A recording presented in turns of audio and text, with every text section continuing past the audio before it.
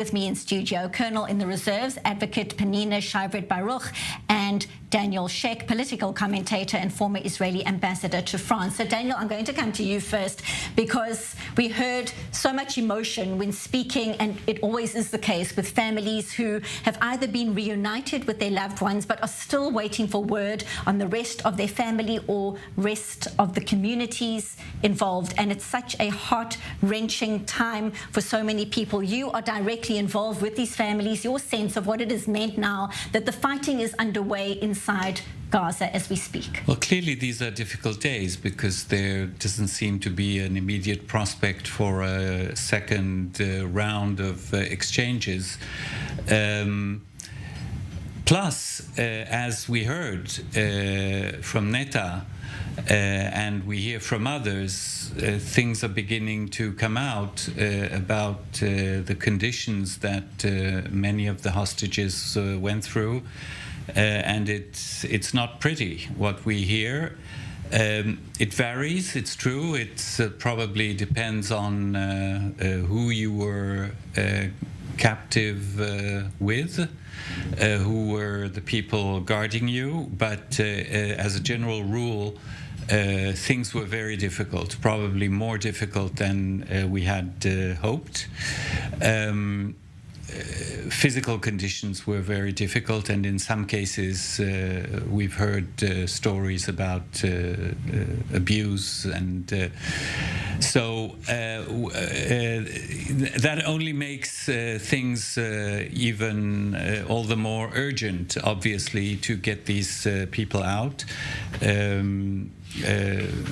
As you said earlier, obviously the objective is to destroy Hamas, or to destroy its ability to govern Gaza. But it seems to be now a given that this can wait a little bit longer than the issue of the hostages, and that there is every reason to give the hostages priority. Now, it has to be said, it doesn't depend only on Israel, clearly. The fact that the ceasefire broke down is not Israel's fault, and the fact that the talks have now broken down seems not to be of any fault by Israel. So we can just hope that somebody can talk some sense into these people. Penina, your thoughts on exactly that? So first of all, it's very worrying that Hamas was reluctant to transfer the names of the women and children that are still there. One of the fears is that one of the reasons might be that they are being abused, especially the women, and we know that there's been on the 7th of October also widespread sexual violence, and there's a fear that some of the women are not being released, maybe because they don't want us to know what they would going through. So this is very worrying. We also heard about this emotional torture. Now it comes out that there was a mother with two twins, 3-year-olds or 4-year-olds, and they took one of the twins away for a while. 10 days. For 10 days. And another little boy that was forced to watch horrific footage. And so we know that they are being subjected to cruelty, and the men might be also attacked physically, sexually.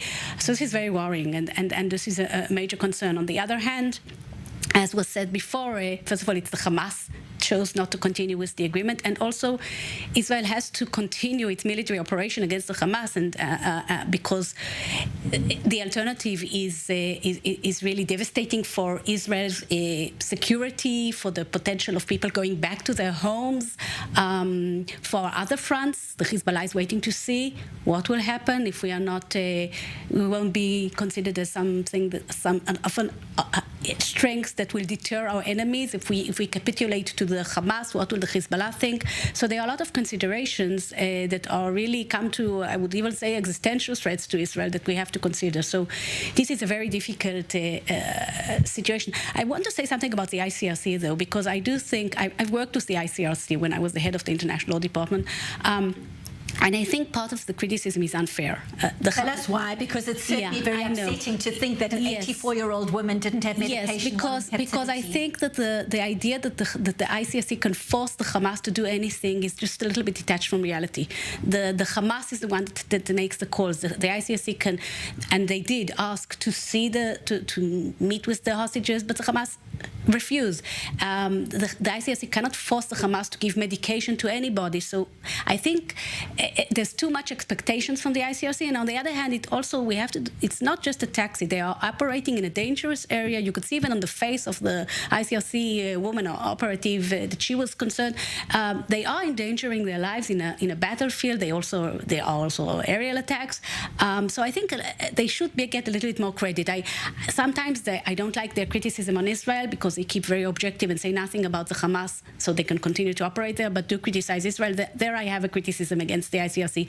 But when it comes to the hostages, I think the expectations are a little bit unrealistic. Do you think Qatar could have played more of an active role and put pressure on Hamas to give access to the Red Cross then? Surely there were other stronger players who could have had more of an impact. I have a lot of criticism of Qatar. Qatar is behind the Hamas, is behind anti-Israel rhetoric everywhere, is behind the campaign against Israel. But again, the ICRC are not in the position to impose anything on the Hamas, if you ask me.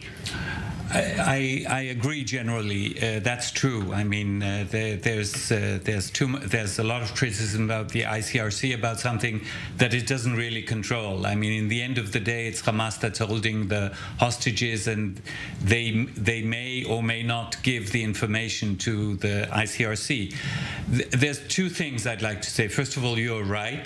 Qatar could play a role here, and we know for a fact that the ICRC people are in contact with Hamas both in Gaza, where they have personnel, and in Doha, directly to Hamas and also indirectly, obviously, with the Qatari authorities. And the second thing is that yes, they should have been able to bring medication to the hostages, to the sick, and the others. And you know, when they say we can't get the agreement from Hamas, we still think that it's worthwhile putting pressure on the organization, because there might be a way to be more assertive and more demanding towards Hamas than they possibly have been. There are all sorts of ways to ask. You can ask nicely, and you can sort of bang on the table, and doesn't mean it'll work, but they are the path. And at least at the Forum of Families, we knew that this is an emergency from the very beginning. We compiled a list, a very detailed list of the individual medical needs of many of the hostages. Some of them have returned in the meantime, and we saw what happened to those people in need of everyday medical care who didn't get it. Exactly. So with every day that goes by, this risk is growing. And also, of course, the human rights organizations around the world who couldn't help but see what had happened on the 7th of October, because as we keep reiterating, it was filmed by the terrorists in real time, so people could see exactly what happened. It went viral. They boasted. They phoned back to their families and said, look what we've done, we have killed Jews, and this was shown to the world. So Penina, your take on something we discussed earlier when it comes to the human rights organizations. Women's groups, the UN women's groups, took 8 weeks to find the words. They were silent for 8 weeks before they found a way to condemn what happened to women in Israel on the 7th of October. Your take? Which is outrageous. And I am part of the, we have like a civil commission that we've started collecting. There are others that are more active than me, but I'm also part of it, of all the evidence that we could about gender and sexual related violence against women and children and men too, by the way.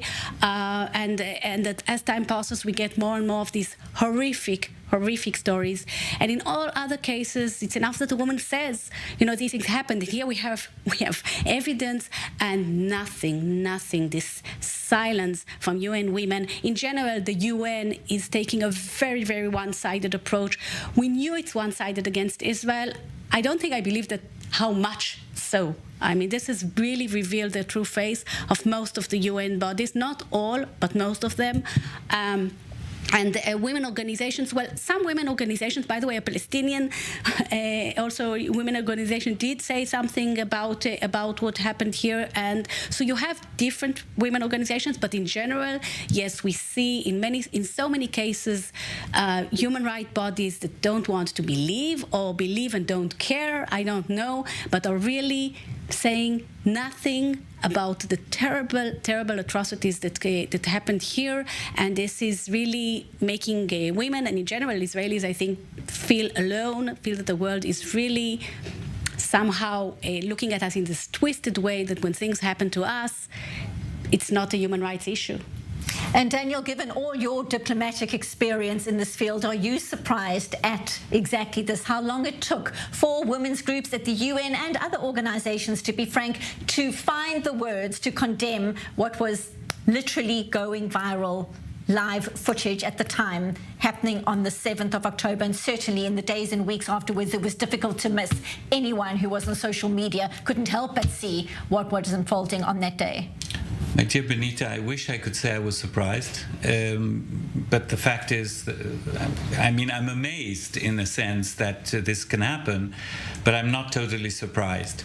Incidentally, the slight change in the tone of the Secretary General of the UN, Antonio Guterres, and the statement by UN Women, we had a role there.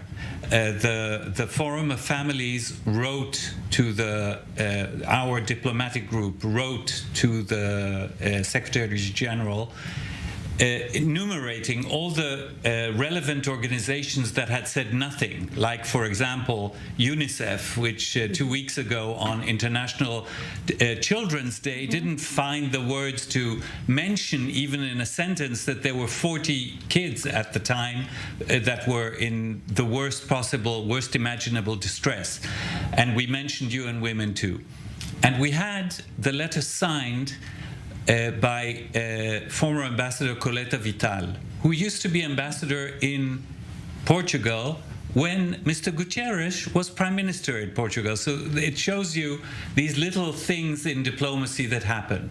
And to her great amazement, that same evening, her phone rang, and he was on the line, Antonio Guterres, and she spoke to him at length, and he listened, and the next day was the first more or less balanced statement by Antonio Guterres, and a couple of days later, this statement by UN Women, which, if there was ever something I could say too little too late, this is it. And when it came to that comment from the UN Women's Group, they couldn't find the words to directly blame Hamas. They could talk on some level about the atrocities that were carried out, but couldn't blame a terror organization, which again has filmed many steps along the way, including the way they are releasing elderly women, the jeering, the screaming, the phones that are filming when people are eventually being released from captivity is also jarring. Your thoughts on what that looks like, Penina, and what message is being sent by Hamas when it conducts the release of hostages that way? And then it also twists the pictures, because then it shows other footage where they are forcing those abducted to thank them and smile and wave. Smile, and then they say, look, what good relations, how well we treated them. I think the Hamas, really, it has shown its true face. It's a brutal, horrific terrorist organization that is worse than ISIS. It has the really Nazi kind of a mentality. But more than that, I think when you look at the crowds, I think we see what years of education of children from kindergarten upwards in Gaza and also in the West Bank to a certain extent, of dehumanizing Jews and Israelis, of teaching them that when they will grow up, their dream is to go and kill Jews and Israelis. We see the fruit of this education, and we see also the fruit of UNRWA and others that are all the time bringing this refugee issue, these Jews that stole our houses. We have to go back there, and that's what we are seeing now. And if we don't change that, if any, the day after doesn't also deal with the education, we will see it again. There's no doubt the day after has to have a huge focus, obviously, on education, something that is definitely going to be unpacked in the coming weeks and months. Stay with us. We've got more to discuss. But meanwhile, tensions keep rising at pro-Palestinian rallies in several parts of the globe. Incidents of vandalism and harassment reported in New York, where demonstrators tried to enter the American Museum of Natural History in the Upper West Side. The site was barricaded by the police, so participants released a smoke bomb, spraying out red, green and black smoke. Protesters also harassing customers and staff at Starbucks coffee shops and McDonald's restaurants. And in London, Metropolitan Police arresting at least 2 participants at the Day of Action rally. Demonstrators surrounding a police vehicle blocking a road on Saturday. A coalition, including the Friends of Al-Aqsa and the Muslim Association of Britain, calling for another rally this weekend. So now, for more, it's a pleasure to welcome Chen Mazig, a senior fellow at the Tel Aviv Institute. He joins us live from London. So, Chen, anti-Israel protests continue targeting McDonald's and Starbucks in New York and stopping police vehicles in London. How is this all being received in London? What is the public sentiment like more than 8 weeks into this war?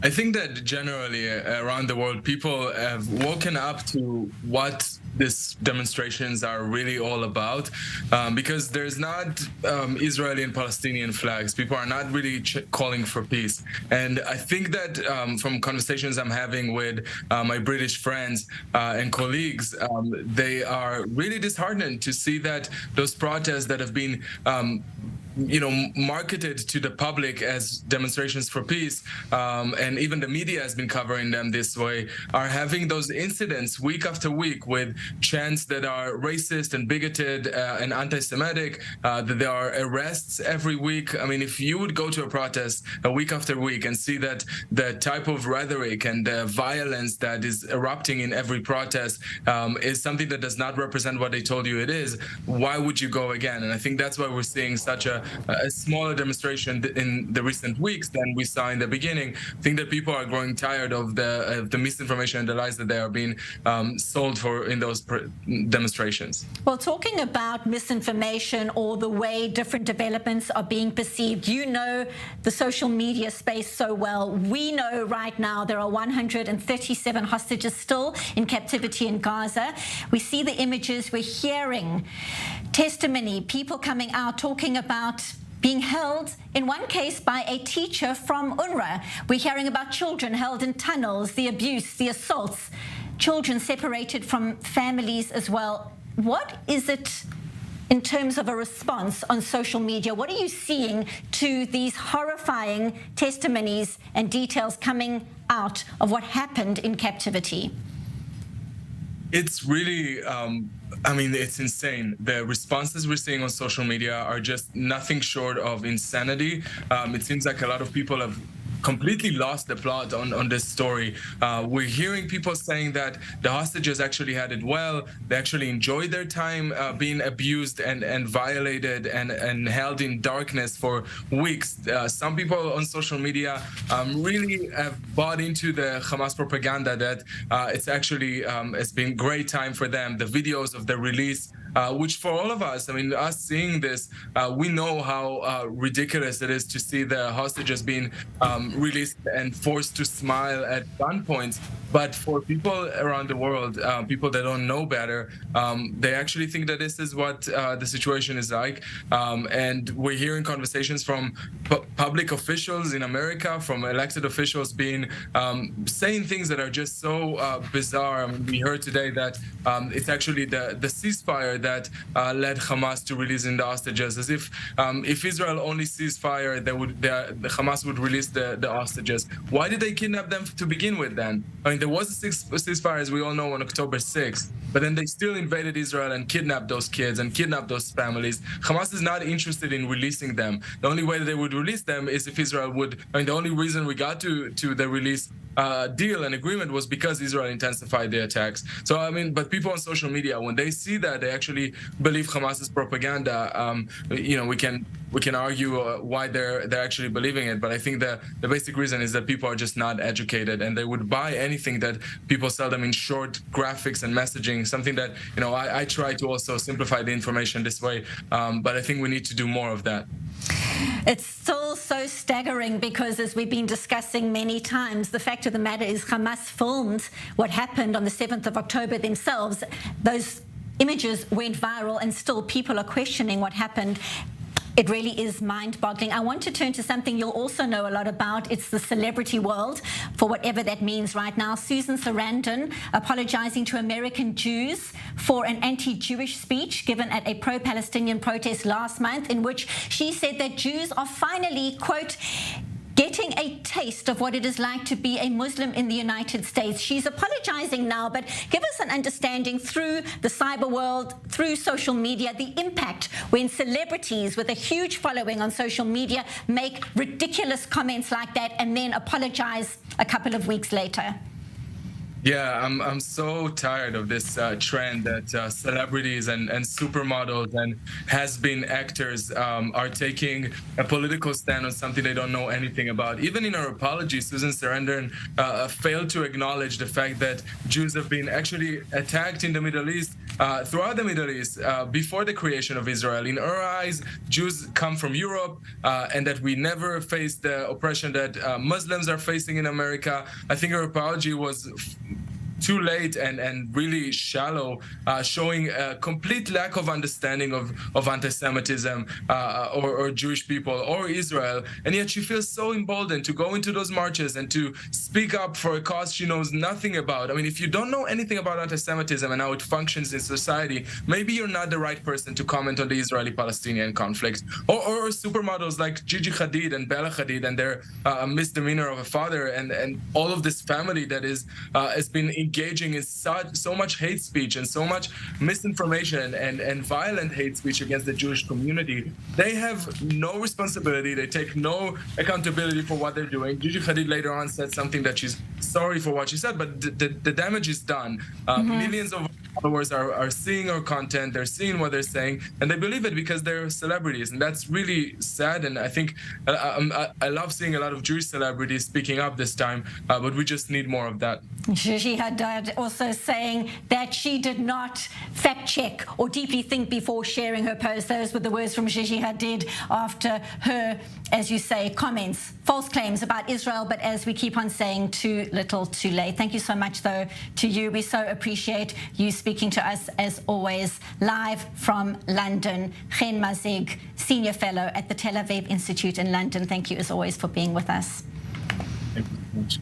And back in studio, I want to turn to exactly what is unfolding on the ground, because when we started this broadcast, we were talking about what is happening in Khan Yunis. And there are a lot of developments right now. There are a lot of people hiding under tunnels. Talk to us about what could be happening in the coming hours if the IDF gets to the people it needs to get to.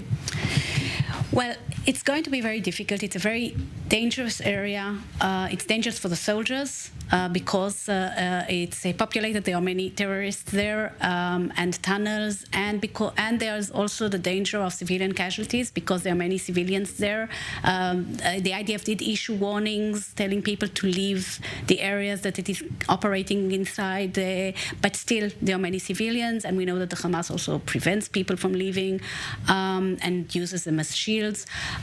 So on the one hand, we could have casualties on our side, and on the other hand, if there are Palestinian casualties, civilian casualties, or any casualties, because the Hamas operatives are also afterwards described as civilians, there will be pressure on Israel. So it's really a very delicate and difficult situation. I think hopefully, we will manage to get to the senior operatives and to the infrastructure there, but it will take time. It's not an easy task, and it will take time. We'll have to. It's not something that can be done in a day or two, I believe. And you know, for those saying, what about the lives of the Palestinians there, and why doesn't Israel spare their lives? It's very easy. There's a very good response. If someone wants to spare their lives, if the Hamas cares about the lives of civilians in Gaza Strip, in the Khan Yunis, they can surrender. If they surrender, Israel will not need to use force to get them out, and all these lives can be spared. Daniel, a difficult question for you. Is a person who houses a hostage in their home, potentially a teacher, somebody regarded as a civilian, but not necessarily regarded as a trained Hamas operative, are they a civilian or are they a terrorist? Well, they're committing a war crime. So regardless of if they're civilian or military, they collaborate with the military and they are committing a war crime. Taking civilian hostages, taking hostages in general is a war crime. You may take soldiers as prisoners of war. I mean, I'm under your control. In this case, that doesn't really apply since they are not a regular army. So in any case, that is an abduction. But certainly civilians, so if, you know, I don't know what they deserve, but anyone can draw the conclusion they want, but they are committing a war crime. A few seconds left, your thoughts? Yeah, and legally, under the laws of armed conflict, a civilian that takes direct part in hostilities loses their civilian status and can become a lawful target. And since this is part of the hostilities, they are definitely taking a direct part in hostilities, and they can be targeted. Will certainly be interesting to see if the whole world agrees with that. Lots to unpack in the coming weeks, no doubt. Colonel in the Reserves, Advocate Penina Shavit Baruch, thank you so much for being here in studio, and political commentator Daniel Sheikh, former Israeli ambassador to France. Always appreciate your insights. Thank you so much, both of you.